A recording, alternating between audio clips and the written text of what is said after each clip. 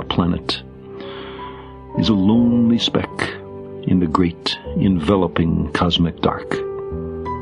In our obscurity, in all this vastness, there is no hint that help will come from elsewhere to save us from ourselves. No one has ever explained space as well as Sagan did. He has been gone now for nearly 2 decades, but people are old enough to remember him, will easily be able to summon his voice, his fondness for the word billions, and his boyish enthusiasm for understanding the universe. So hello guys, you're watching Freaky Astrophile, and today we are here with the biography of Carl Sagan on his birthday. Carl Edward Sagan was born in 9th of November 1924 in Brooklyn, the son of a worshipful, overbearing mother Rachel and a hard-working garment industry manager Samuel, a Ukrainian immigrant. He led a furious existence with multiple careers tumbling over one another, as if you knew that he wouldn't live to an old age.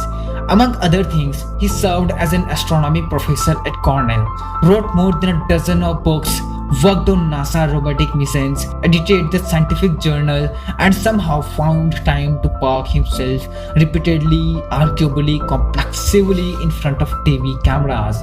He was the house astronomer.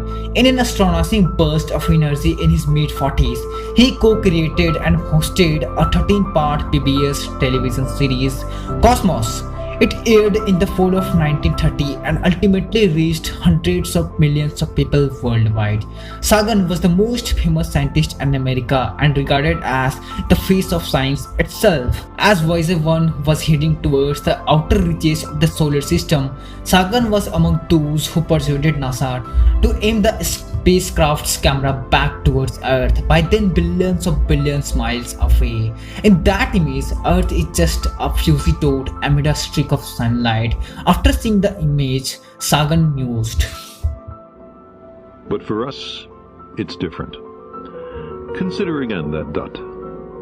That's here. That's home. That's us.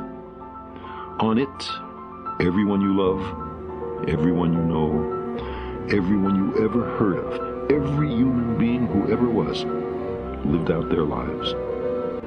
The aggregate of our joy and suffering, thousands of confident religions, ideologies, and economic doctrines, every hunter and forager, every hero and coward, every creator and destroyer of civilization, every king and peasant, every young couple in love, every mother and father, hopeful child, inventor and explorer, every teacher of morals, every corrupt politician, every superstar, every supreme leader, every saint and sinner in the history of our species lived there, on the mote of dust, suspended in a sunbeam.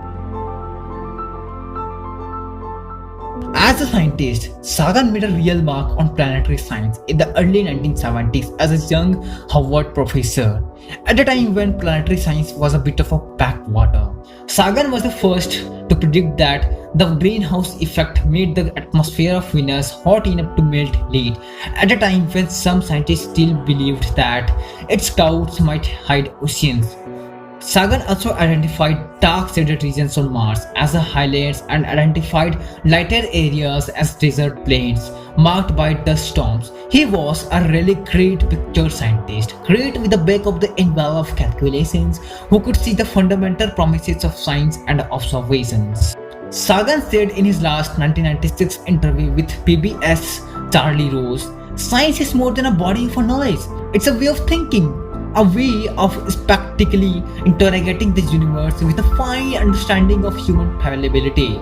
He died that same year from cancer on 28 December 1996. So that's all for today. Hope you loved this video, and please do share this video as a tribute to Carl Sagan.